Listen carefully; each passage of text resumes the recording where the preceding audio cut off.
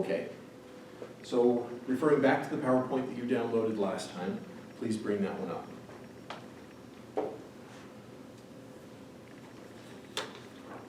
So last time we began introducing the idea that some of the categories of sexuality, of sexual being that we take up as very literal and very concrete today and is somehow empirically true are social constructions, that these were inventions during one particular time in history for a particular endeavor and to a particular end.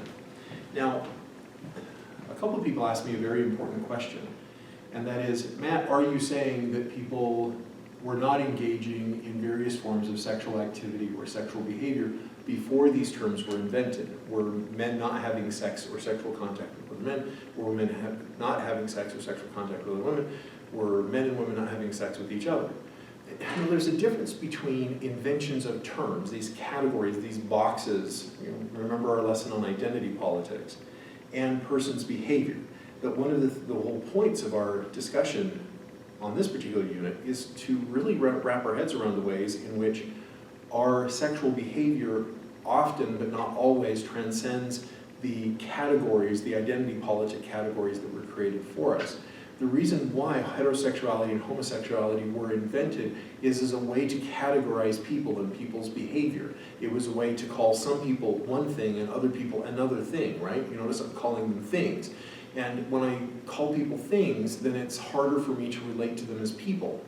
So we create this box of heterosexuals, which if you remember for quite a while, meant this morbid preoccupation with contact with the opposite sex. So if you're a heterosexual, I am now labeling you as a bad thing, right? Likewise, homosexual, morbid preoccupation with members of the same sex. So therefore, I'm categorizing somebody as this thing, and I'm no longer relating to them as a person. They are instead infinginated, right? They're inboxed, to use the term from earlier this semester. So we had talked about heterosexuality in relation to some of the other sexualities last time, and we ended on the term going straight and the history of that particular term. So today, we're going to continue with that. So, for example, homosexuality, according to the psychological literature on this, is romantic attraction, sexual attraction, or sexual behavior between members of the same sex or gender. As a sexual orientation, homosexuality is, quote, an enduring pattern of emotional, romantic, and or sexual attractions to people of the same sex. Now, it refers to both sexes. As a seeming digression, but it relates, how do we understand homosexuality and heterosexuality in a world where there are more than one sex and where there are multiple genders, depending on where we are and depending on what that means? In fact, as we talked about earlier in an earlier unit, there are multiple biological sexes, some of which are viable, some of which are not, meaning that some people with certain biological, defined as chromosomal combinations, are sterile. Others are mostly sterile, and some aren't sterile at all. And so we talked about that earlier. So how do we make sense of homosexuality and heterosexuality in a world where there are multiple sexes, where it's not just a binary? And that, I think, is part of the point we're trying to make here, is that a lot of these labels that we're discussing are ways to struggle with the need of some people to label and categorize others, as well as the sheer fact that the world keeps saying I'm so much more complex than whatever boxes you can come up with for people. So, in the literature on homosexuality, in the psychological literature, gay in many English-speaking cultures colloquially refers to homosexual men, and lesbian colloquially refers to homosexual women. But you notice, psychologically, in psychological literature, both men and women can be homosexual. But then to distinguish the genders, then we have the term gay and lesbian. And so psychologists ruled out, again, choice or upbringing as causes, because they believe homosexuality to be strictly biological in origin. And we talked about that a little bit last time.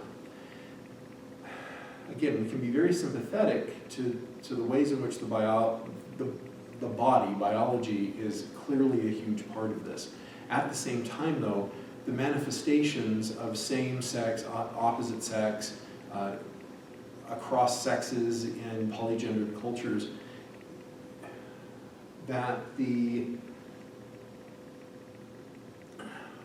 ways in which it is embodied becomes far more complicated when we add culture into it. It's always already embodied, but how the manifestation of that embodiment unfolds in relation to others, in sexual relation to others, very much changes depending on the culture we're in. So in some cultures, for example, sexual attention, sexual touching, sexual expression within a sexual group is a different experience than it would be in our culture. So although both experiences are embodied, they are different sorts of experiences.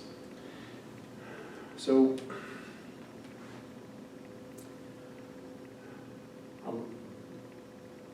again, from that fourth dimensional frame, to be critically open to the argument that our colleagues in psychology are making, that we can be open to, okay, clearly there's biology going on, and at the same time critical, is it all just biology?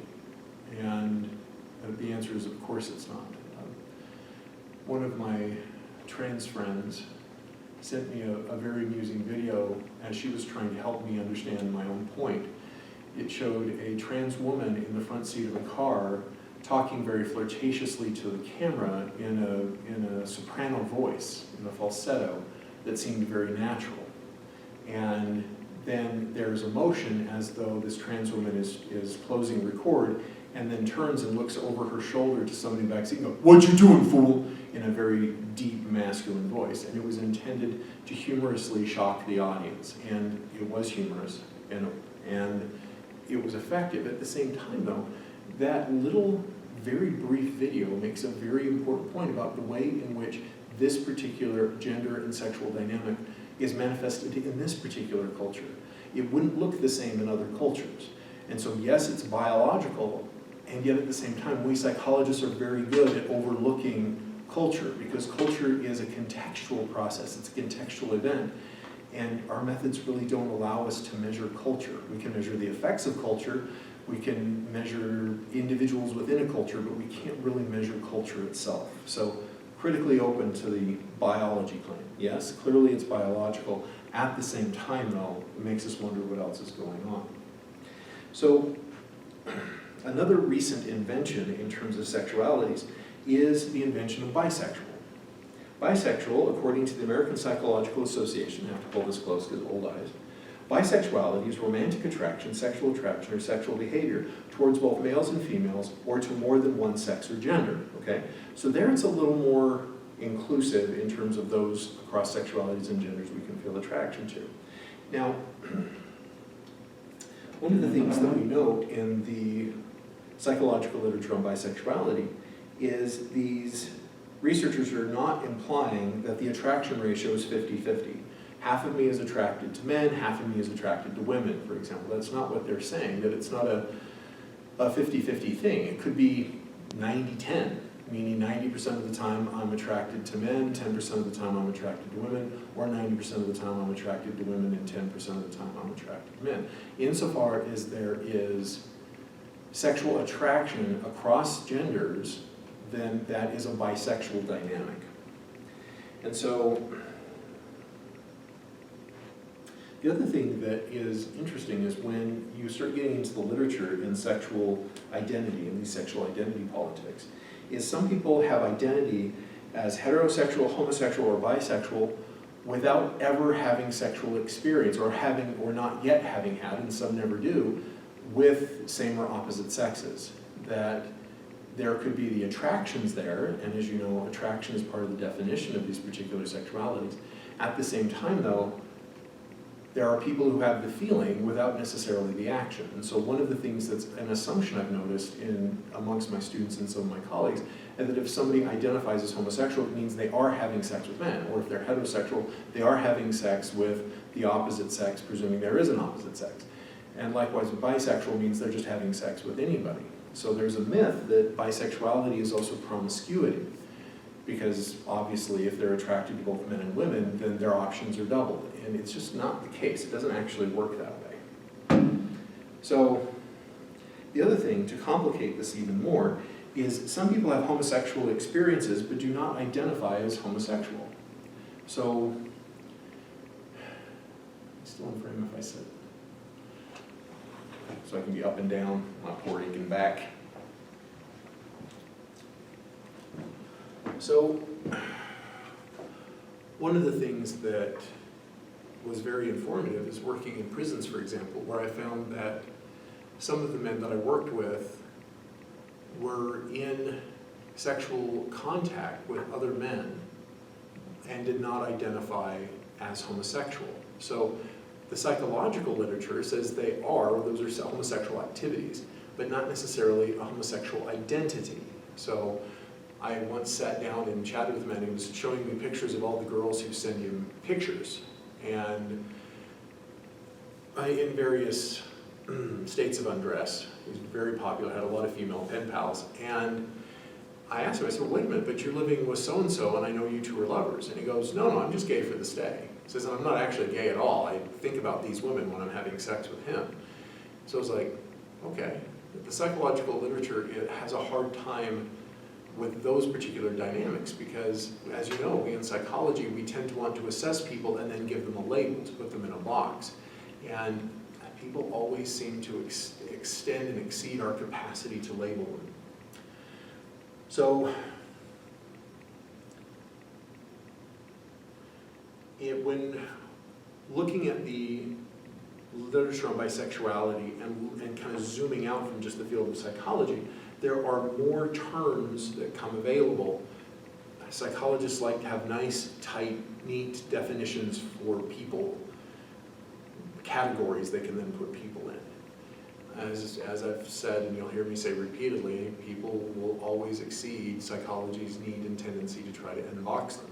So, zooming out a little bit from psychology, there are some other helpful terms that you'll probably hear. Queer, polysexual, heteroflexible, homoflexible, okay? So queer means, as far as I can tell, not just straight or not straight at all. That queer is, I've seen it used in very different ways in looking at people who identify themselves as queer, and when they describe what queer means to them, it is very different across those individuals. And so it's a way of just distinguishing themselves from the heterosexual majority. So polysexual means that there is an openness to sexual experience with others, and in the polysexual commentators and editorials and writers about this, it seems to still be engendered, meaning polysexual is still about sex with men or women in a gendered way. So heteroflexible means I'm heterosexual, but I'm flexible if the opportunity arises or if I find a lover who encounter a lover who happens to be of the same sex or gender, then I'm open to that. And then homoflexible means I'm predominantly homosexual. However, if I find a lover of a different sex, I am open to that. And both heteroflexible and homoflexible, as you can see in the terms, are still nested within the sexual binary of gay, straight, men, women, etc. So the term bisexuality itself, a lot of literature on that seems to be originated through Kinsey. And we don't actually spend, it's surprising for a psychology of sex class, we don't actually spend a lot of time talking about Kinsey.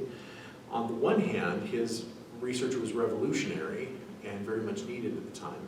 On the other hand, many of his claims were later found to be unreplicable or failed replication. So he's a controversial figure both at his time and now. He did important work, blew the door open on certain conversations in certain ways, and at the same time may have held us back. So an example, when Kinsey's talking about bisexuality, he posits a 7-point scale, 0 to 6, okay, in terms of our sexuality, from exclusively heterosexual to exclusively homosexual. And the pattern that he draws is a line like this. And so what on average people are, like there's a few people who are straight and a few people who are gay, but that there's this easily measured line and it's a continuum, a discrete continuum.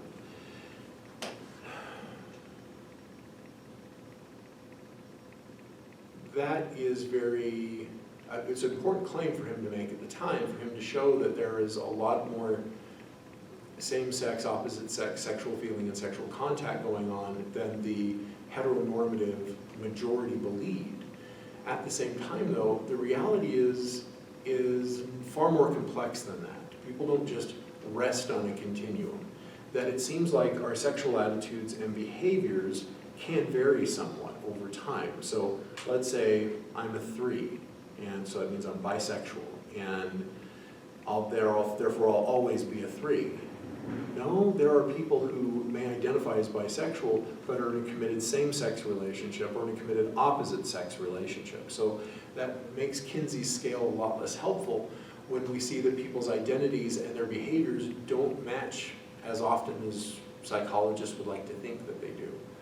And some of you may be curious, but there's a lot of literature that shows who we think we are and how we actually behave aren't as tightly correlated as we would like to think. So in some of the other classes we talk about like moral identity, morally identifying as a good person, and so you measure people on how good of a person they think they are, and then you measure their behavior. You find that's not as tight a correlation in terms of identity and actual behavior as you would like to think.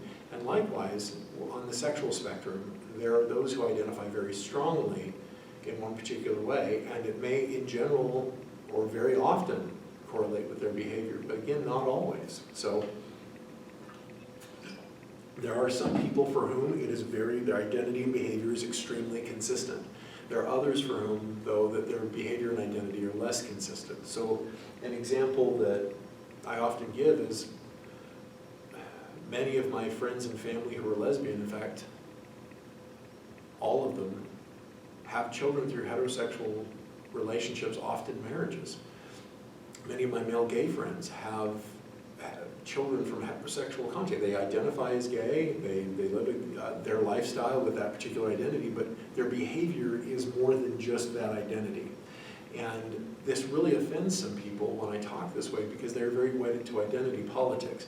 By saying that our behavior is more complicated, they're unfortunately justifiably worried that that then gives ammunition to their critics to attack them with.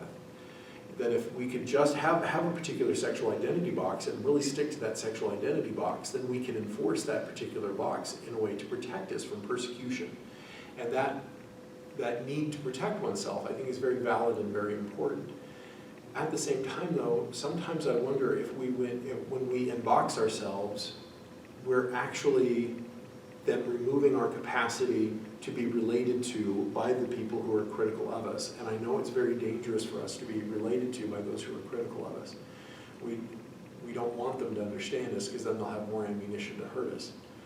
At the same time, though, by otherizing myself, making myself an unrelatable other, I've only seen in history how that actually then makes me an easier object to attack or other people to attack. Is when we withdraw and, and box ourselves, put walls around our identities to protect ourselves, then that gives a clearer target that our enemies can hone in on. So it seems like the identity politics around there are a real mixed blessing or a mixed bag, that it gives us opportunities to feel protected. At the same time, it also gives ammunition for our foes to attack us. And so it's pretty tricky. So moving away from bisexuality, there is another category of sexuality called asexual, or ace. And in the psychological literature, asexual is defined as a lack of sexual desire for any sex. And so there's a lovely paradox in the psychological literature, and I find this very meaningful, that there are those who hold asexual as asexual orientation and would like it to be acknowledged and for its pride flag to fly as an experience and as a process. And there are those who argue that it is not a sexual orientation at all. And what's lovely are those people who argue that it is both an orientation and a non-orientation at the same time. And so there's a lot of paradox within asexuality. If it means a lack of sexual attraction or sexual desire, then as an asexual being, can that even be a sexual orientation? And because it is still about sex, sexuality, then the answer is, well, of course it is to some, and of course it's not to others. And to still others, it is, on the one hand, yes, of course it is a sexual orientation, and on the other hand, it is a non-orientation at the same time. So I'm not going to resolve that paradox. I don't know that I can or should. At the same time, though, I appreciate the dilemma that an asexual person would feel living in a hypersexualized culture like our own. Now, some of you may be saying, Matt, what do you mean by a hypersexualized culture? A lot of different things. Let me see if I can give a few examples. Let's say we as a society have gladiatorial events where we put large men in heavy plastic and metal armor and we have them duke it out over an oblong piece of pigskin for hours at a time, knowing, well, those of us in psychology know that that's at a strong detriment to these men's long-term health, that they're really, concussive injuries, other injuries to the body, other injuries to the brain, that it doesn't predict health in the long run to be part of these gladiatorial events. And so at this gladiatorial event, we as a society are cheering and screaming, and what do they have out on the field? Women in short skirts cheering, right? That they're adding a sexual element to this gladiatorial component. What do we see? We see big burly men duking it out on this very hyper-masculine way on a field over this oblong piece of pigskin, and that's very sexualized. And so we've got all of that going on, sex and violence all at once. And then let's say there's what's called a halftime show, which in the middle of this game, they take a break for a minute for these gladiators to take a break. And then there's a performer on stage, a male and a female.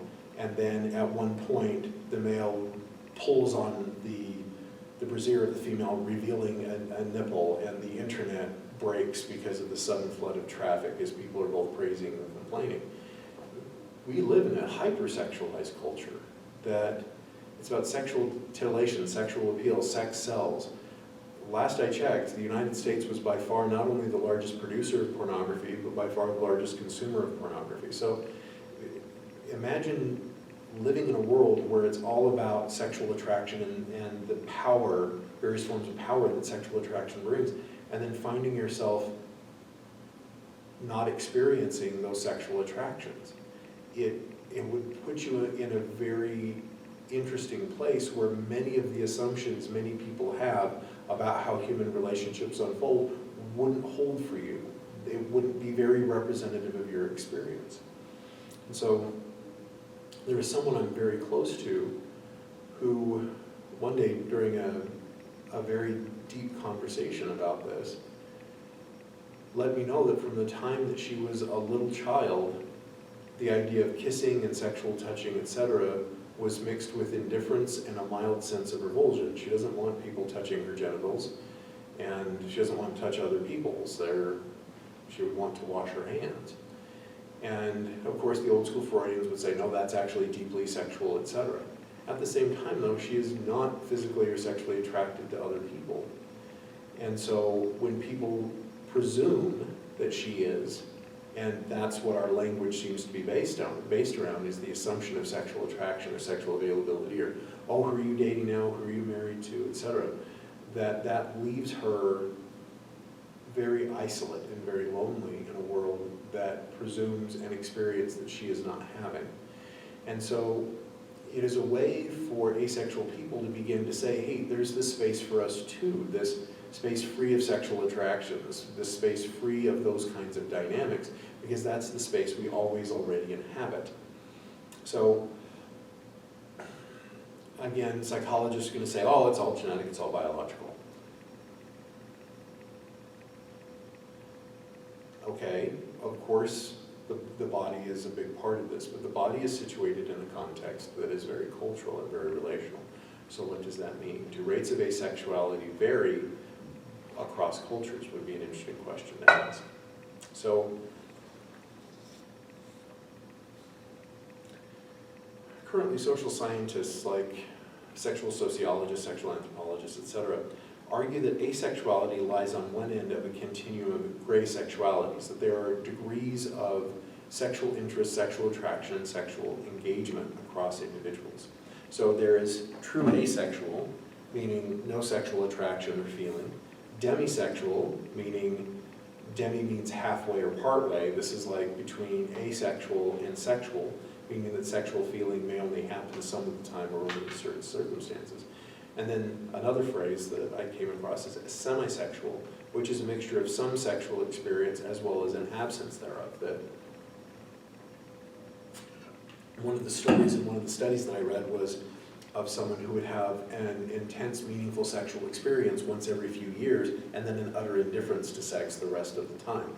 That person took up the identity of semisexual, because it's like, when I am sexual, I'm very sexual, but it happens once every few years. So a sibling of mine called that the Vulcan sexuality, referring to the old school Star Trek, in which Vulcans have a libido and reproduce once every 7 years. So a term in the LGB community is gray ace, the ability to explore the varieties of sexual experience as well as the absence of sexual experience at the same time in a safe way and in a safe space. So if somebody identifies as gray ace, then what they're saying is, I am a safe person to lack a libido around, as well as to have something of a libido that doesn't fit with the other models of libido that other people seem to have. So I wish you guys were here to ask questions, because these are very interesting sexual dynamics. And so again, you notice that heterosexual and homosexual didn't fit everybody. And so another box had to be created, bisexual. And then another box had to be created, asexual. But now there's other boxes as well, because those boxes don't necessarily fit anyone either. Boxes. So, pansexual. Pansexual is defined by Diamond and Butterworth as sexual, romantic, or emotional attraction towards people regardless of sex or gender identity. So with the pansexual dynamic, they're stepping outside of the presumed gender binary or the presumed sexual binary. There's gay and straight, there's male and female. With pansexual, it's stepping outside of that, and that is the capacity to or tendency to have a sexual attraction to an other, regardless who that particular, the gender or sexual identity box that other person has been put in or puts themselves in. So pansexual is once described to me as, well, I'm open to being attracted to a trans person as well. And that's part of this experience, but not all of it. It's the recognition of capacity for or actually having experienced attraction to people regardless of gender or sexual identity. And so that seems more authentic or more complete, not authentic, to the definition of pansexual. So in Diamond and Butterworth's study and in their work on this particular topic, they reveal that pansexuality is one of the more inclusive sexualities. And they say it's on two sides. On the one side, it's attraction towards others regardless of gender identity or lack of gender identity. So a pansexual person could feel sexually attracted to an agendered person. And then pan also, as I said, implies an attraction towards others regardless of their gender or sexual identity or lack thereof. So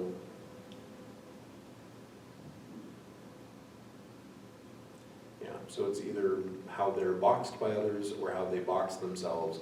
A pansexual can have attraction for them regardless of those processes. So another term is polysexual. So polysexual is that the libido of somebody who identifies as polysexual, they're acknowledging that their sexual feeling is not all-inclusive. That a polysexual person may have particular sexes or genders that they feel attracted to, but not all sexes and genders do they tend to feel attracted to or attracted to at all. There might be a few sexes or genders that they don't feel any attraction to, and then several others that they do feel attraction to. So another one, and I found this one very interesting, is sapiosexual. Sapiosexual is sexual attraction for intellect, intelligence. Sometimes it is gendered in a particular way, and sometimes it isn't. So someone can be sapiosexual, and their sexuality is open to anyone if they're intelligent. The main source of attraction is the intellect of the other person. Whereas for some others, they're sapiosexuals, but towards a particular sex. So if someone were male and heterosexual sapiosexual, then they would feel sexual or a strong sexual attraction towards intelligent women, for example.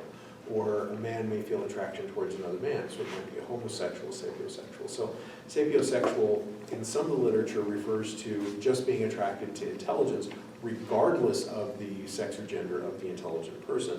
And others, though, acknowledge that it is the sapience, the self-awareness, the intellect of the other person that is gendered in a particular way. So therefore, if somebody's attracted to a particular gender, they're attracted to the intelligent, who they experience to be the intelligent members of that particular gender.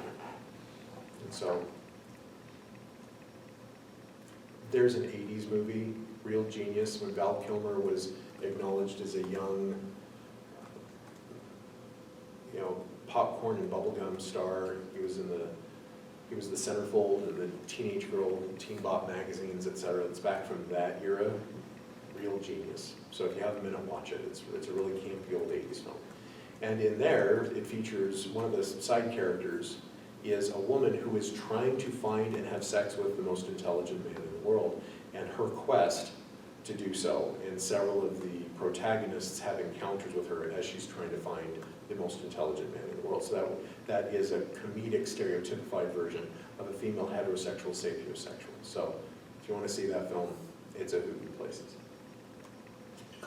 Super 80s. It's amazingly 80s. So there are a few other sexualities we're going to talk about with this particular unit. One is androphilia. This represents an attraction to types of masculinity as embodied and manifested in a particular culture. So in our local culture, masculinity is often identified as big, strong, hairy, works with their hands, calluses, like a friend of mine who's an androphile calls himself a lumberjackosexual, jokingly, meaning that he is very sexually attracted to very burly, hairy men. And so androphilia is often associated as a form of or a subtype of homosexuality. It's not necessarily, though, experienced as part of a homosexual dynamic, although it can be and often is. Let's say you know of a person who has another gender and they're very attracted to masculine type people. It could be a heterosexual dynamic, meaning that a man might find very masculine, tough, strong bodybuilding women extremely attractive, but would not necessarily find a bodybuilding man as attractive. So therefore that would be a male heterosexual androphile, okay? Likewise, it could be a man who feels very sexually attracted towards other men, preferably big burly ones. That would be homosexual androphile. I can remember in my youth I did some weight training, and the same magazines that focused on weight training in my youth also focused on bodybuilding. They would have advice for both, because both bodybuilders and weightlifters share some activities in common, even though the goals are different. For weightlifters, it's I want to get the heaviest thing off the ground I can, and then for bodybuilders, it's I want to sculpt my flesh using weights in a particular way to look a certain way, okay? So bodybuilding and weight training aren't necessarily the same thing. And I remember having a stack of muscle and fitness magazines, and I was reading through those, and a friend of mine who was openly gay came over and was teasing me about having a whole stack of gay porn. And I thought, for sure, that was just a joke, that he just happened to be an androphile and happened to find these big, very masculine men attractive. And then later, I happened to get in college, and I was talking to one of the editors of that particular magazine and how it was very much catered towards androphiles, that was the kind of the point of the magazine. And so it was like, oh, it turned out my gay friend back in high school was right. So that was a pretty neat revelation. I was like, oh, cool, okay.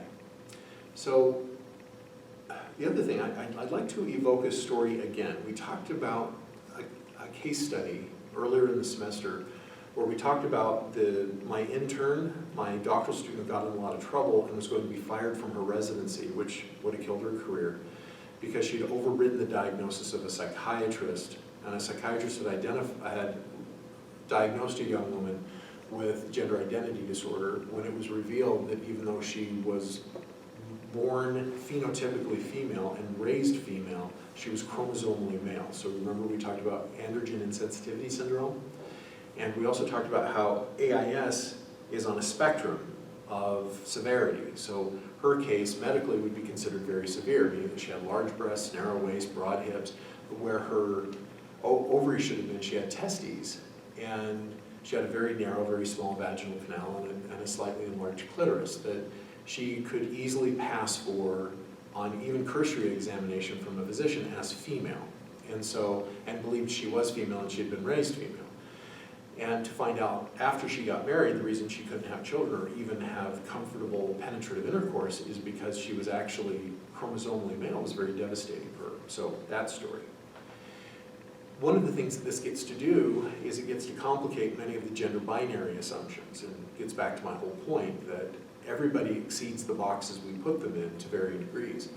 But relative to androphilia, there's a strong correlation between androgen insensitivity syndrome for those who experience androgen insensitivity syndrome, and androphilia. That I read a study that indicated over 70% of chromosomally male, XY chromosome people who were diagnosed with AIS, the significant preponderance of them felt sexual attraction towards masculinity. So it wasn't homosexuality simply, it was homosexuality of a particular type, that they felt disproportionately attracted to masculinity in their particular culture. So again, in our culture, it's hairiness, muscleness, callousness, stoicness, hardworkingness, all of those kinds of things we, in a particular way, we have categorized as masculine. So it's attraction to those kinds of dynamics. Again, as my friend called himself, a lumberjackosexual. So then there's also gynephilia. And gynephilia represents an attraction to femininity as embodied or as stereotypified as typified by a particular culture. So gynephilia is attraction to softness and a particular form of beauty and emotional availability and those kinds of processes that, at least in our culture, that we identify as feminine. And so gynephilia, like androphilia, is correlated with, but only loosely correlated with other forms of with other forms of sexuality, such as gay and straight. You can be, let's say, as a man, if I were a heterosexual gynophile, then I would be attracted to feminine women who dress in more feminine clothing, or wear makeup, or are soft and kind, emotionally available, right? But that doesn't mean that all heterosexual men are necessarily gynophiles. And you can be a woman and a homosexual gynophile, meaning that you could be a woman who is sexually attracted to or romantically attracted to women who are very stereotypified in our culture as feminine. And so likewise with a man could identify as gay, but then would be more attracted to other men who are hairless or soft or kind or sweet or pretty or those kind of feminine, more pretty than handsome, those kinds of dynamics, okay? So again, it's androphilia, gynephilia are loosely correlated with, but are correlated with other forms of sexualities, okay? So I'd also like to wrap for a minute. I think I have time. Okay, not a lot of time. I think I have some time to talk about orientation versus preference and open up that can of worms. Okay, so there's sexual orientation and sexual preference, and those used to be synonymous, and increasingly they are being distinguished from one another. So in the psychological literature, sexual orientation is taken up as a biological event that is caused through, as of yet, uncovered processes biologically, that you are just oriented a particular way sexually. So again, we talked about last time of when were you aware that you were a sexual being, who and how were you sexually attracted? And the majority of people, the vast majority of people that we talk to, whether qualitatively or quantitatively about this, they don't remember there being a choice point for this. They don't remember having chosen their orientation. They remember having sexual feelings in a particular way for particular people or a particular person, and yet it wasn't, oh, I'm going to choose to be attracted. It's what we do with our attractions, which then brings up orientation, okay? Preference. Preference, unlike orientation, is assumed in the psychological literature to be more psychological than biological, and it can be somewhat agentic. Now, I appreciate that they're introducing complications and trying to break down boxes within the same field. I could have an orientation one way and my preference be identical. So let's say I identify as homosexual and I feel attracted to other men and I prefer the company of other men sexually, then I'm both oriented and prefer men. So therefore there's no conflict. Imagine somebody who has an orientation towards men, meaning that they feel the sexual attraction towards men, but vastly prefer the sexual company of women, and the kind of psychological conflict that that can cause. Now, the reason why this is psychological is sometimes that schism between orientation and preference is culturally enforced. So imagine I live in a heteronormative world where only heterosexual relationships are credenced, encouraged, and all other forms of sexual contact are considered morally aberrant. In that case, if I'm oriented towards men, then I have a culture that prefers women, and I am going to say when asked that I prefer women, even though my sexual orientation is towards men. So that can create what's called ego-dystonic homosexuality. Ego-dystonic means there's discord or disharmony, or actually shares more of dysthymia, meaning that there is unhappiness or sickness, psychological sickness, because of the schism between my orientation and my preference. So my orientation causes my ego to feel distressed or to feel bad. Therefore, I live in the state of shame, guilt, conflict about my orientation. And so, at the same time, though, there's also ego-syntonic. That's where one's orientation and preference are in harmony. So if I prefer men sexually, and I am oriented towards men, then there is no conflict within my ego. Now that's not to say that they're in the same society, that there might not be conflict between me and my friends, or me and my peers, or me and my parents, or me and my religious leaders, or other people, right? There can still be conflict there, but the conflict isn't internal, right? That's ego-syntonia. So everything is synchronous. Now, this actually kind of lets us peek into one of the dark corners of the field of psychology, and unfortunately it's a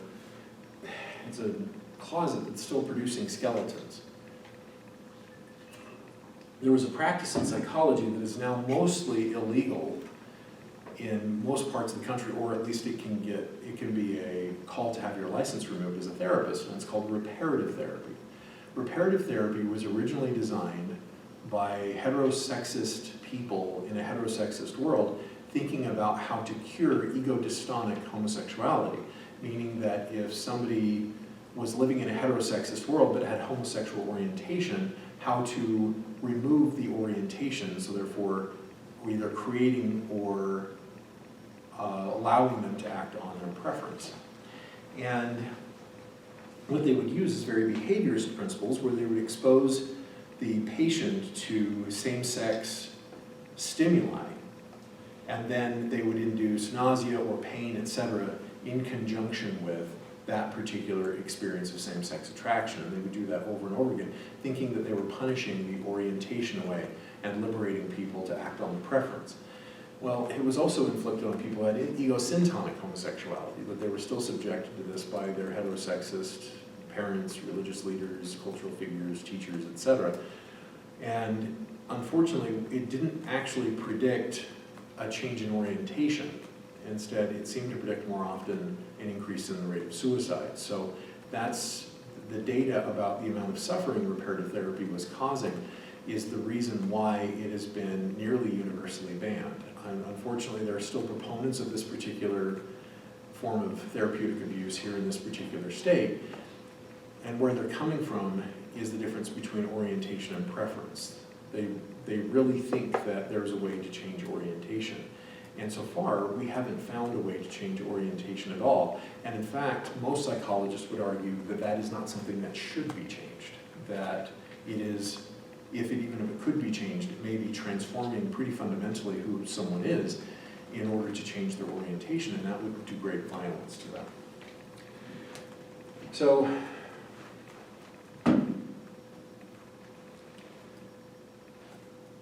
we're almost out of time. So I'm just going to ask you all to revisit your fourth dimensional thinking on these topics. One of the things I'm trying to highlight is that every box that we put somebody in, whatever label we give them or whatever label we give ourselves, those labels, those boxes that we give one another and ourselves, both reveal certain things about us and can be very helpful, but they also obfuscate. They can also cloud other things about us. In fact, sometimes they can even hide parts of us. Like, imagine you have a friend at work, you're starting to get close, you've known him for 4 or 5 years, and then one day you're at lunch and he pulls out pictures of his kids, but you've known him as a gay man. And so therefore, because you were given, he gave you this box for himself, I'm gay, you got to put all your stereotypes in that particular box. And you find yourself startled that he has children. And so now you've got that adjustment moment, that label of homosexual is concealing the fact that gay men can have children, right? Because of all the stereotypes that that particular box comes with. And so some of you go, of course gay men can adopt. Yes, they can. And we see many lovely stories about that. At the same time though, gay men can still have sex with women and still have children that way. So there was a gentleman I know, a colleague of mine, lived in a cross-sex marriage with a woman, and they had 5 kids, and he was never concealing from her that he was sexually attracted to men, that he was capable of performing sexually with her. And yet his vast preference was with men. And the marriage actually dissolved, not because of that issue, ironically enough, but because their financial goals were radically disparate. And so, not to say their marriage was easy with that dynamic on the table. At the same time though, he's an openly gay man choosing to live in a straight marriage. And it was very difficult for him. And they did have children. And so these boxes, again, conceal all the ways in which that's possible. In fact, I shared this story one day at a conference on this particular topic, and some of my colleagues got upset, not all of them, but just a few of them, by saying, are you saying that gay men can live in straight marriages or that they should? I'm saying they can, I'm not saying they should, I'm not making that claim. The claim I am making is these boxes, gay, straight, bi, trans, ace, etc., are very important boxes on the one hand, but I would like us as fourth dimensional thinkers to acknowledge and to think more openly about the people who we would tend to inbox and fill those boxes full of stereotypes. That I'm hoping that after this class, we will be the ones least surprised when we find that people transcend the labels that our culture gives them. So we're out of time for today. Next time, we will talk about other really cool things. So I will see you next time.